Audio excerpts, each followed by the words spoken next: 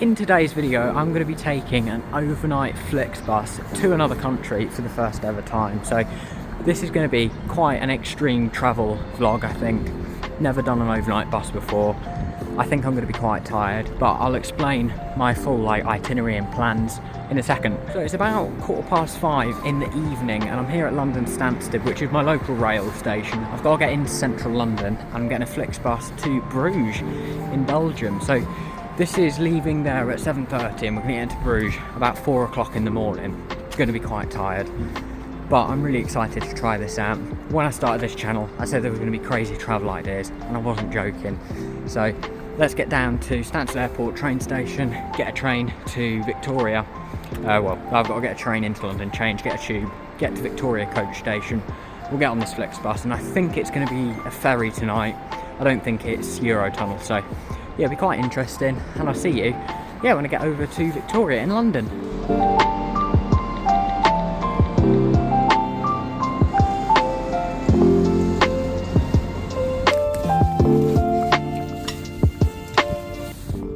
Right, so I'm on this train for about 45-50 minutes, I think. I'll either get off at Tottenham Hale or Liverpool Street, and then it's just a simple tube journey over to Victoria, and then I think it's a walk to the coach station. So yeah, hopefully it won't be too bad. I don't think I've left it too late.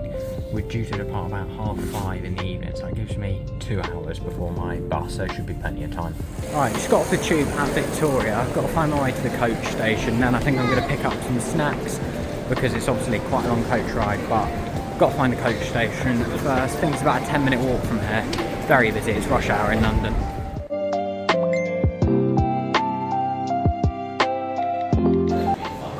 So I am on the 7:30 bus departure to Amsterdam, departing from gate 20. I think I went from that one last time. Gate 11 to 20, yeah, it's right at the end. I've got about 50 minutes until my bus is scheduled to depart. Really good time, I'm actually really prepared. Here at Victoria, you're alright with about 15 minutes, but I was just planning for any travel delays, like if the trains got stuck or anything.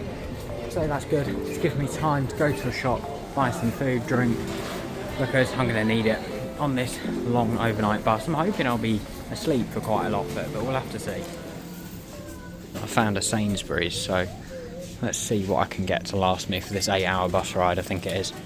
And that would be mission accomplished. There's a Sainsbury's literally right across the street from Victoria coach station, so got about half an hour until my bus now. I was in there for like half an hour in Sainsbury's.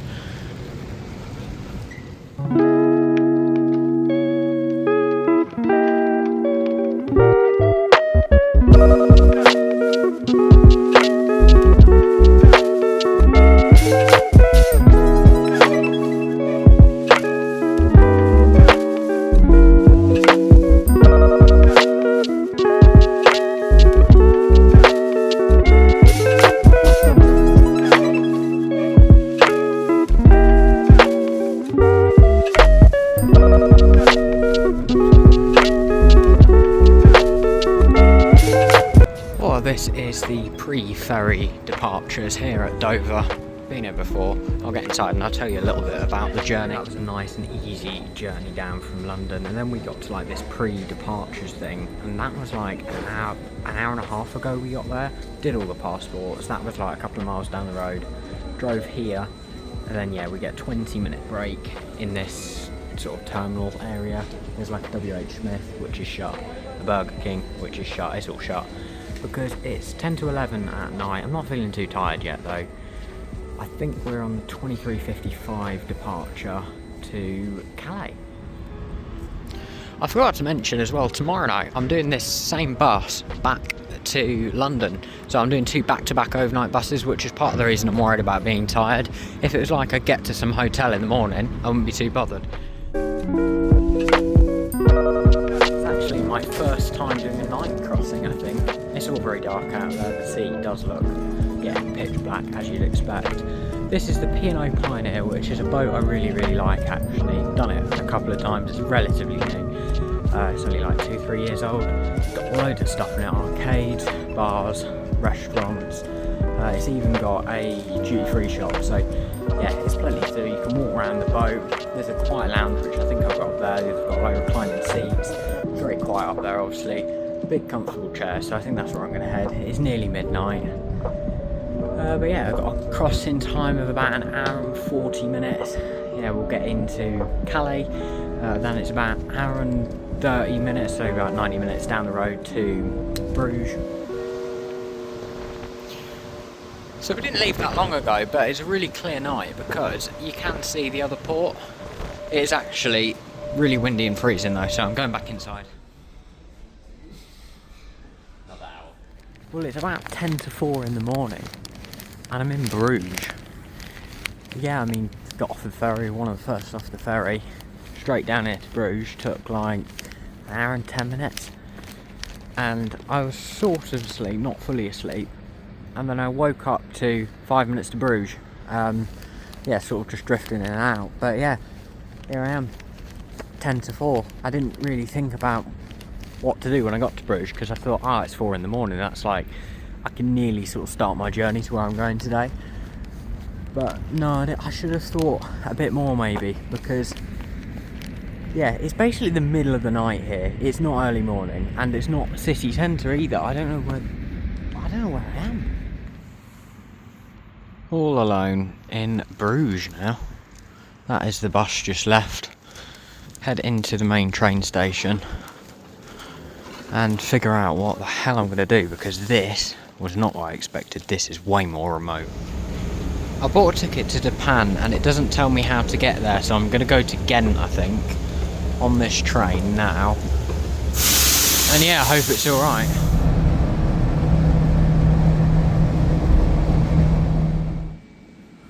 Well, I've made it to a different Belgian city, but I've still got like an hour and a half to wait until a train, and this station's actually worse. It's freezing. There's no real waiting area. Actually, tell a lie, there's one over there. I'll get over there. But yeah, down there it's all like a construction site. Well, it could be warmer, but they have got these, so I can probably have a lie down and just wait for my train in about an hour and a half. It's a very deserted place, this is. It's weird because you'd expect a bigger station like this to be heaving. And I know it's early morning, but still, like, I think a London station this time would have a lot going on. Well, it's nearly 5:30 in the morning now. I lied in there for a little bit, but I just couldn't sleep. I didn't lie there very long. And I started walking about. I walked outside the station. Yeah, there was maybe a few bits to see. Yeah, I didn't want to stay out there too long. Not sure what this is. It's a big sort of new looking building. Just waiting now for this train that I was just filming here.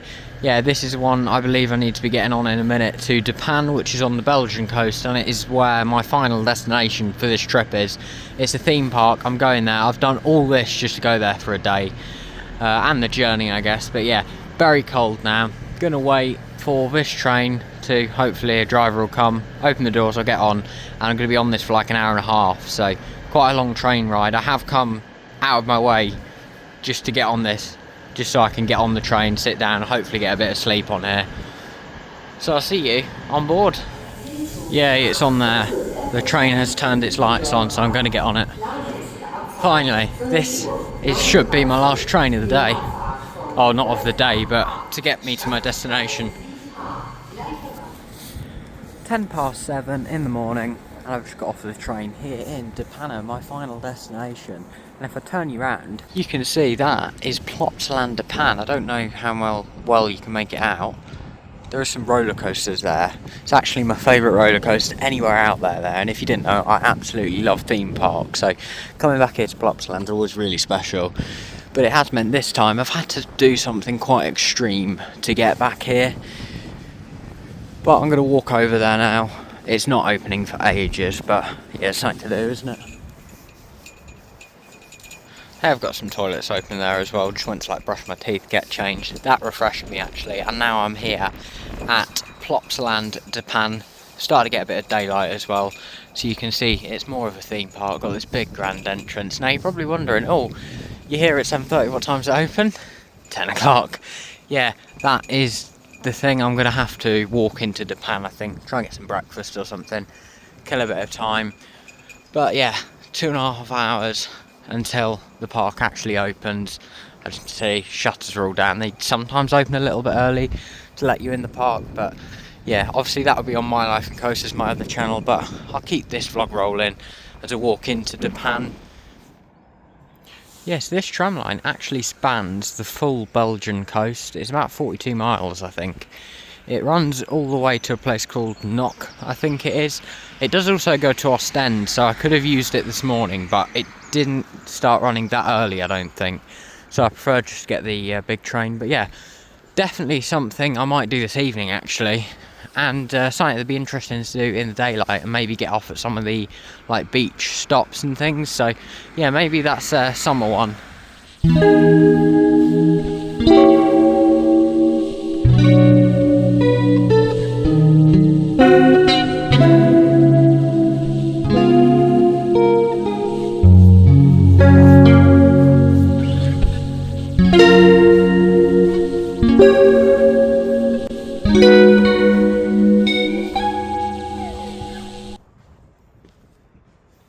There's actually a really decent beach here in De Panne. Really nice, actually, like proper sand, very big, nice view. Yeah, when we stayed here a couple of years ago, we did like an overnight trip, stayed in one of those flats on one of those buildings. Really nice sea view. I imagine it's a really nice place to come in the summer. Unfortunately, never been in the summer, never really been to do anything else other than Plopsaland, but I'll have to change that. Walking along into De Panne now. This isn't the main bit, it's just the sort of start of the touristy beach bit. You've got that big monument thing there as well.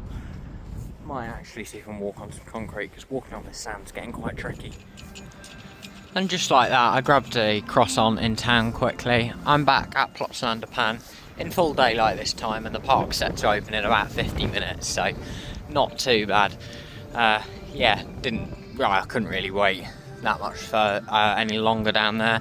Thought I'd come to Plopsaland. It might open early, so I'll probably just sit around here. Whoa!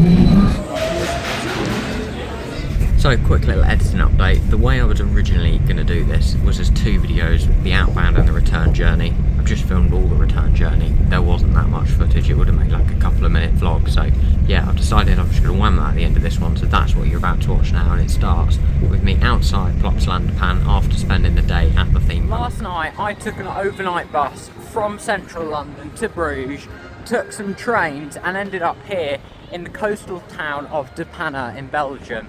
Now, it's the next day, I've not had any sleep, and I'm going straight back on an overnight bus. That's 2 back-to-back overnight buses. This is sort of the part 2, the return journey, which I should be more tired for. I'm not feeling too bad. I've been at a theme park for the day, but yeah, I'll wait for the tiredness to hit me. It's about 6 o'clock. My bus back is at midnight from Bruges, so I've got 6 hours to kill until then. These little orange bikes, 44p for half an hour, I think it was. Yeah, I just rode it down into De Panne because it was like €3 for the tram, and I thought, oh, that's quite. It was quite flat and had a nice cycle lane. So yeah, it was just through the woods, really nice actually. Would recommend them. Gonna walk down the high street now. What I need to do here, I say high street, like the centre. I need to find a shop because I want to get some bits to take back to the UK, like some Belgian chocolates and things. And then I need to think about how I'm going to get back to Bruges, and where I'm going to fit some dinner, and how I'm going to kill 5.5 hours into that as well. Got a bag full of goodies to take back to the UK there. Just a load of like Belgian chocolates. Yeah, honestly, I don't really find there's that much when I'm abroad that I want to take back to the UK, other than when I'm in Belgium. Belgium's got loads. But yeah, that shop was closing, and it was quite a small Carrefour, and there was also, I went into 2 shops actually to get the full bits. But I need to get some food. I need to, yeah, well, I've got a lot of time until that bus, so I'm thinking probably get out of De Panne, because this is what De Panne's got going on. There's no food here really. So yeah, I'm going to walk to the tram stop actually. I don't even know if I'm going the right way, and figure it out from there. Here we are in Ostend then, at the other end of, well, not quite the other end, but along the tram line.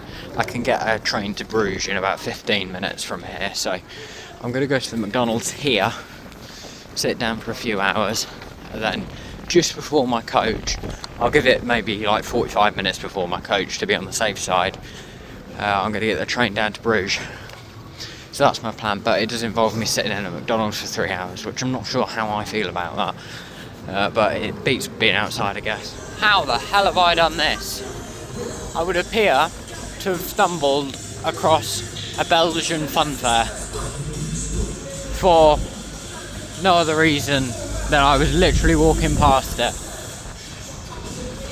Just having a walk around, see what they got. This is quite cool, actually. There we go, might have found a way to spend some time.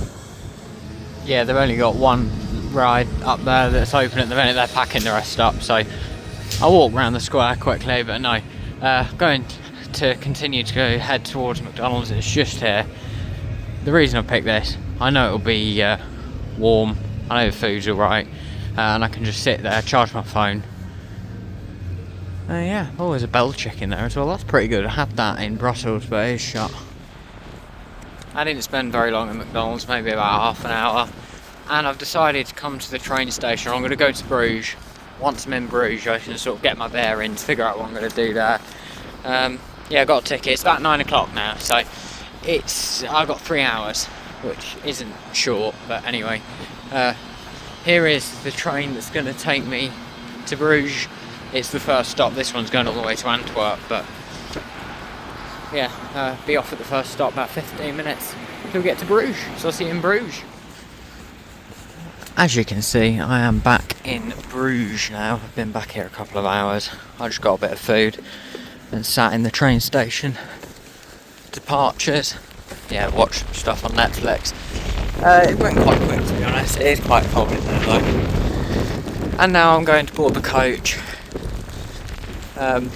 Yeah, it's. I don't think it's actually here yet, but I'm going because I want to be there for the departure time, just in case their live tracker that they have on Flixbus is wrong. I don't want to miss the bus. But yeah, the bus is at 5 to midnight, so it's about 10 to now. It's raining, which is why I wanted to hold off for as long as possible.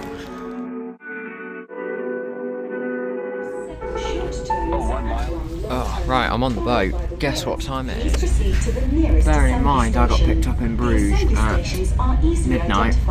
It is 4:15 in the morning. That wasn't fun.